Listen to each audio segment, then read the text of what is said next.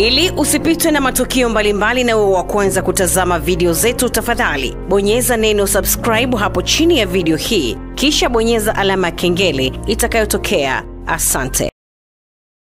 Naam, ni siku nyingine tena tunakutana kwa ajili ya kupeana update na stories zote ambazo zimeweza kutrend katika mitandao ya jamii, lakini pia niweze kuchukua nafasi kuwashukuru wale wote ambao wana support, kwa sababu tunaona kabisa watu wana subscribe, wana like, wana comment, wana share.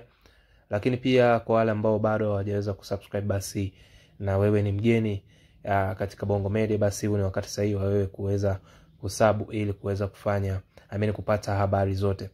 Anyway, Diamond katika siku hii ya leo tunaona alikuwa katika mahangaiko yake, lakini wanakuambia mtembea bure sio sawa na mkaa bure. Kuna huyu kijana ambaye ameweza kushare katika account yake ya IG na kuweza kumuita baada ya kuona amevaa picha yake na kutaka kusupport. Kwa kama tunavyofahamu, katika siku hizi za karibuni Diamond aliweza kusema kuwa huu mwaka kabla hujaisha kuna vitu ambavyo atavifanya kurudisha katika jamii, yaani ukija kuangalia moja wapo ni mashabiki zake. So huyu kijana ambaye unamwona hapo kwenye picha ni moja kati ya vijana ambao wameweza kukutana na Diamond, na pia Diamond obvious anapenda kusupport watu ambao wanamsupport. Kama tunavyofahamu, ameweza kusupport watu wengi, ameweza kushika mikono watu wengi, kiasi kwamba kuna watu wengine ameweza kuajiliwa katika taasisi yake ya Wasafi. So Diamond ana mengi ya kuyafanya, lakini pia tunaweza kusema kuwa kijana leo ameenda kulamba dodo,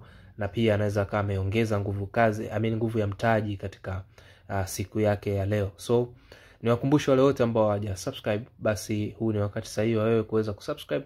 Lakini pia kama tayari ushasubscribe, usisahau kudrop comment yako, like yako, lakini pia kushare. Mwendo uendelee pamoja na Bongo Media. Until next time, this is Bongo Media.